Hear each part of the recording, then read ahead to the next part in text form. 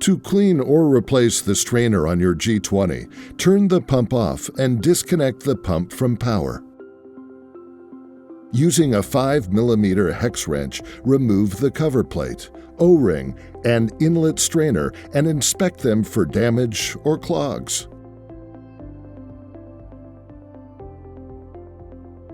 If replacement parts are needed, they can be ordered through our website by scanning the QR code on the side of your pump with your smartphone.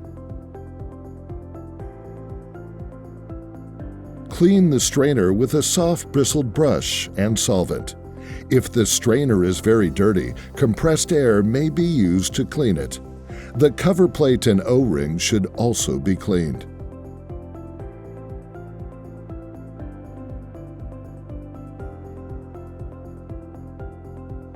To reinstall, coat the O-ring lightly with grease, then reinsert the strainer, O-ring, and cover plate.